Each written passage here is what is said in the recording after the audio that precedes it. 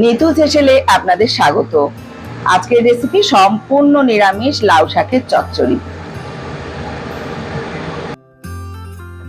লাউ শাকগুলোকে ঠিক এরকম সাইজ করে কেটে নিয়েছি, এই যে ডাঁটা আর এই যে পাতাগুলোকে ঠিক এভাবে কেটে নিলাম। এবার এইগুলোকে ধুয়ে ভালোভাবে পরিষ্কার করে নেব। তার সঙ্গে আমি এখানে দিয়েছি বেগুন, একটু বড় করে দিয়েছি। বেগুন খুব তাড়াতাড়ি সিদ্ধ হয়ে যায়, একদম গলে যাবে, সেজন্য একটু বড় সাইজের করে বেগুন কেটে নিয়েছি। আর তার সঙ্গে ঠিক এরকম সাইজ করে আলু কেটে নিয়েছি। এর মধ্যে কিন্তু চাইলে আরো অনেক রকম সবজি দেওয়া যায়, শিমও দেওয়া যায়। আমি আজকে এই তিনটে সবজি দিয়েই আজকে লাউ শাকের চচ্চড়িটা বানাবো।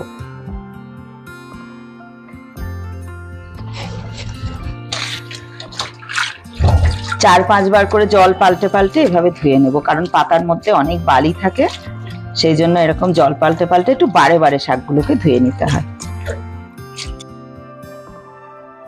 চচ্চড়ির জন্য মশলা বলতে কিছুই নয়, এখানে আমি বেটে নিয়েছি 4 চামচ পোস্ত আর 2টো কাঁচা লঙ্কা আমি একসাথে বেটে নেব। শিলপাটাতেই মশলাটা তৈরি করে নিচ্ছি। চচ্চড়ি রান্নাটা পুরোটাই সর্ষের তেলে বানাবো। প্রথমেই কিন্তু আমি পরিমাণ মতো তেল দেব না, আমি অল্প করে তেল দিলাম।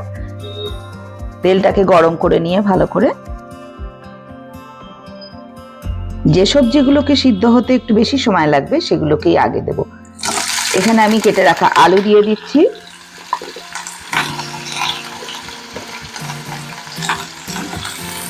আলুর সঙ্গে কিন্তু আমি এই যে লাউ শাকের ডাঁটাগুলোকে আগে দিয়ে কষিয়ে নেব, কারণ ডাঁটাটা সিদ্ধ হতে একটু সময় লাগে, পাতাটা খুব তাড়াতাড়ি সিদ্ধ হয়ে যায়।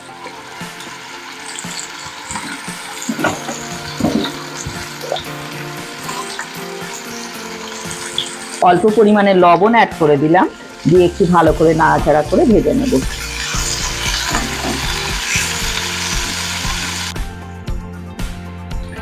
আলুগুলো অনেকটাই ভাজা হয়ে গেছে, অন্তত 60% কুক হয়ে গেছে। এই সময় কিন্তু বেগুন দিয়ে দেব। বেগুনটা যেহেতু অনেক নরম, সেজন্য আগে দিলাম না। বেগুনটাকে একটু নাড়াচাড়া করে নেব।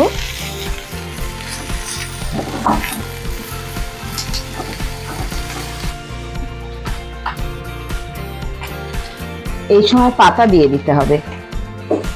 এই পাতাটা দিয়ে একটু ঢাকা দিয়ে রাখবো, তাহলে কিন্তু এই পাতাটা একদম ছোট হয়ে যাবে। এটা ঢাকনা দিয়ে চাপা দিয়ে 5 মিনিট রেখে দেবো। সবকিছু কিন্তু খুব সুন্দরভাবে কুক হয়ে গেছে। এই সময় কিন্তু আমি দিয়ে দেবো এই যে পোস্ত আর কাঁচা লঙ্কা পেস্ট করে রেখেছিলাম, পেস্ট দিয়ে দেবো। আর এখানে কিছুই না, একটু শিল ধোয়া জল, জাস্ট একটু তরকারিটাকে মজিয়ে নেওয়ার জন্য। আর উপর থেকে দিয়ে দিতে হবে অল্প পরিমাণে চিনি।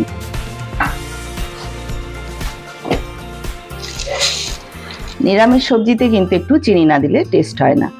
অল্প পরিমাণে চিনি দিয়ে দিলাম। আমি লবণটা আগেই চেক করে নিয়েছিলাম, আমার আর লবণ লাগবে না। আমি আগে কিন্তু একটু অফ স্কিনেই কিন্তু একটু লবণ দিয়ে দিয়েছিলাম।